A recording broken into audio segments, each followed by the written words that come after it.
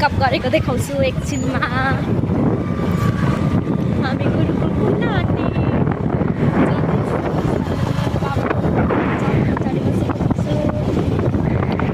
भाइ के गर्दैछ रेडी भएको छ कि छैन हामी गुरुकुल आइपुग्यौँ यहाँ छ गुरुकुल चाहिँ यस्तो रहेछ यहाँ मन्दिर छ अनि यता पनि मन्दिर अनि यता स्कुल विद्यालय रहेछ यहाँ भाइ आउँदैछ म चाहिँ भाइ भएको ठाउँ आइपुगेँ फाइनल्ली गुरुकुल पढ्दैछ हाम्रो गुरु हो भविष्यको गुरु अब भाइ रेडी हुन्छ अनि हामी जान्छौँ मामला भाइ पनि रेडी भइसक्यो अब हामी जाँदैछौँ मामला गुरुकुलबाट अब हामी तीनजना रेडी भयौँ मामला जानलाई यता हेर न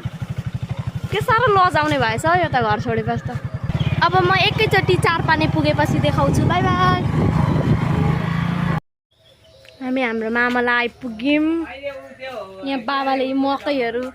झिक्दै हुनुहुन्छ हामीले ल्याएको थियौँ घरबाट ए मेरो मामलाको बुवा यहाँ हुनुहुन्छ अब हामी चाहिँ नयाँ घरमा जान्छौँ आज ढलाइ छ अब म वहाँ पुगेपछि देखाउँछु गाइजहरू अब हामी बाइकमा चढेर तीनजना जान्छौँ नयाँ घरमा ढलाइ भएको ठाउँमा वहाँ पुगेपछि देखाउँछु है त हामी आउँदैछौँ हामी ढलाइ भएको ठाउँमा पुग्नु आँट्यौँ आज हाम्रो नयाँ मामलाको ढलाइ भनेको थियो नि हामी ठ्याक्क त्यो ठाउँमा आइपुग्न आँट्यौँ त्यसमा यही हो हामी यहाँ ढलाइ हुँदैछ यो चाहिँ मेरो भाइ हो यो पनि मेरो भाइ हो उता अटोमा सानीमा हुनुहुन्छ